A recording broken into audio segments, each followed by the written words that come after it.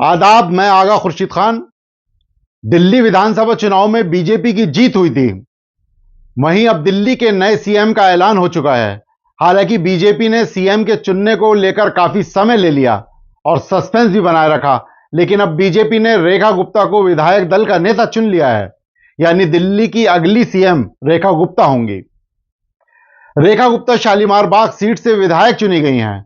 उनको पार्टी के भीतर जमीनी स्तर पर उनकी सक्रियता और संगठनात्मक कौशल के लिए पहचाना जाता है। रेखा अब बीजेपी शासित 21 राज्यों में एकमात्र महिला मुख्यमंत्री होंगी।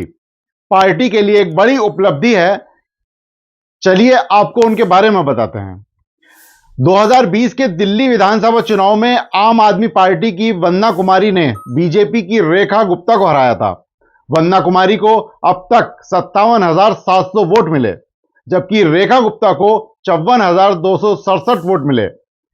कांग्रेस पार्टी के जेएस नायोल को 2,451 वोट हासिल हुए थे।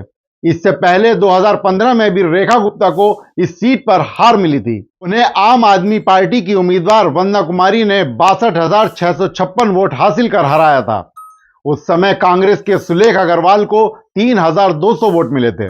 आरएसएस से 32 साल तक जुड़ी रही रेखा गुप्ता ने 1992 में दिल्ली विश्वविद्यालय के दौलत राम कॉलेज में अखिल भारतीय विद्यार्थी परिषद से अपनी राजनीतिक यात्रा शुरू की थी। उन्होंने दिल्ली यूनिवर्सिटी छात्र संघ में अध्यक्ष और महासचिव पद का चुनाव भी जीता था। इसके अलावा वे 3 बार दिल्ली नगर निगम में पार्षद रहीं और साउथ दिल्ली की मेयर भी रह चुकी हैं। उन्होंने शालीमार बाग सीट से आप की उम्मीदवार वंदना कुमारी को 30,000 वोटों से हराया है। उन्होंने पहली बार साल 2013 में शालीमार बाग से विधानसभा चुनाव लड़ा था। हालांकि तब आपकी वंदना कुमारी ने करीब 11,000 वोटों से उन्हें शिकस्त दी थी।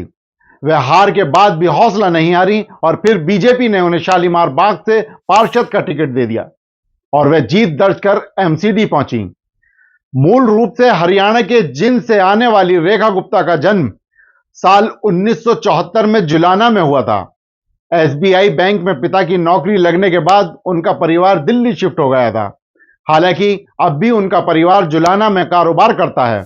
दिल्ली से सटे हरियाणा से ताल्लुक रखने की वजह से रेखा गुप्ता का अपने गृह राज्य में आना जाना होता रहता है। वैसे तो रेखा गुप्ता ने एलएलबी की पढ़ाई की थी, लेकिन राजनीति पर उनकी गहरी पकड़ है।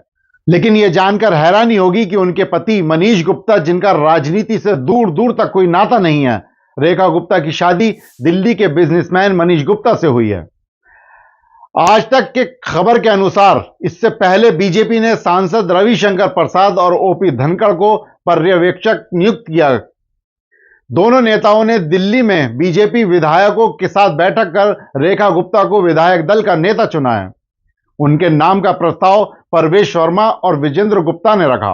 इस तरह अब रेखा गुप्ता दिल्ली की चौथी महिला सीएम होंगी। शुक्रिया।